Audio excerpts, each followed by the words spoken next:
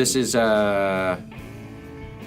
and Justin interview each other for the Science upcoming album promo.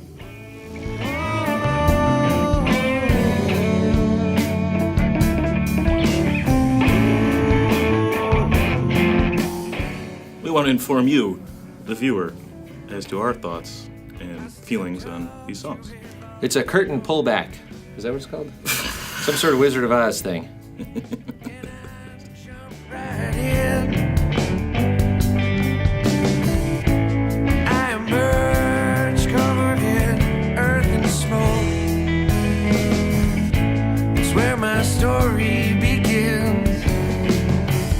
The last tune on the album is another one that I had kind of brought in the idea for, and it's currently called Some kind of mistake, although we often refer to it as Monsters. And the idea I had, I don't know how I came up with this idea, was I was actually going to originally call it Origin Song, because from as I understand, like comic book heroes and superheroes, they all have an origin story about like how they got their magical powers. Spiders or planets blowing up. Radioactive things. And I'm not the biggest into those kind of movies, but I do like some of them.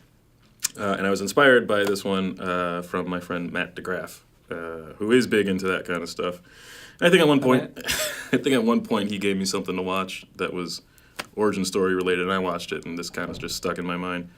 And so I came with an idea to Justin saying, it's this guy who gets these powers, and then Justin took it from there for the most part.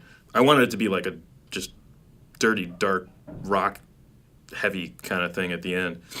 And I did my best to make it really guitar heavy with all sorts of whammy bar stuff. And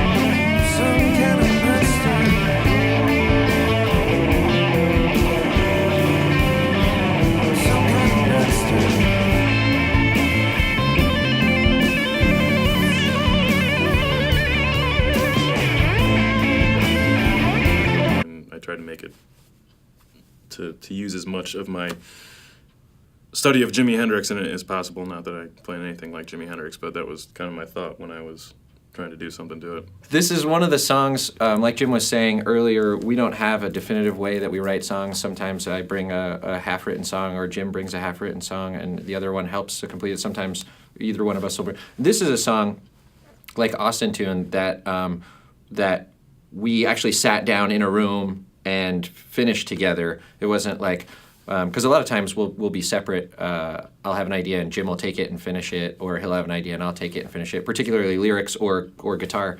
And this song we sat down and spent a few hours really hashing out the lyrics together and the parts together, the bridge change. And I didn't realize maybe I did at the time, the origin story part. I may have never. Now I'm like thinking about the lyrics. But it's definitely one that we wrote together. So it's got like a really neat. I would have never written a song that had the finished product like this, and I think Jim probably wouldn't have had the finished product like this simply because of what each of us brings to the table from a writing standpoint. So it's definitely got a very cool like collaborative feel. Yeah, I've been having a lot of fun playing this one in front of people when we have the full band with us.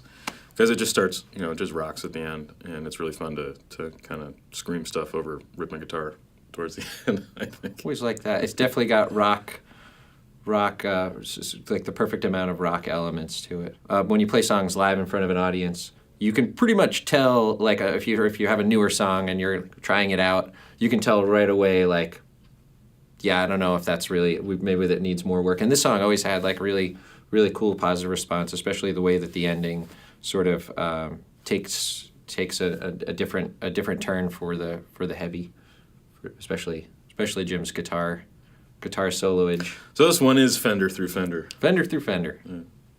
A lot of times I try to think of some way, if I'm writing something chord change wise, that is not necessarily in a key. That might kind of jump in between keys just for the sake of being a little bit more out.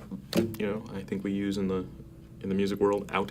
But I don't know. So the chorus kind of idea that I had was that I wanted to have all these three different chords that all had the note A as their root note or as their lowest note.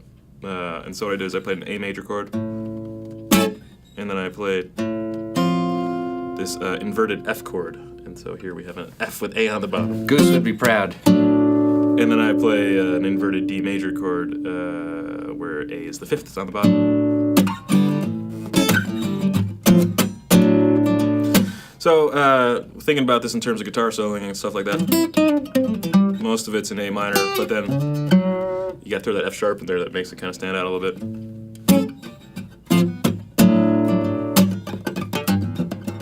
That was the idea I had for that one.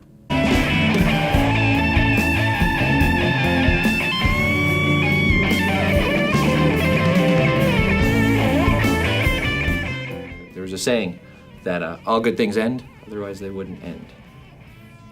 That's not a saying. No, that's not the saying. I got that wrong. All things end badly, otherwise they wouldn't end. Is that a saying? I think that's a saying. I'm not familiar with it. Yeah.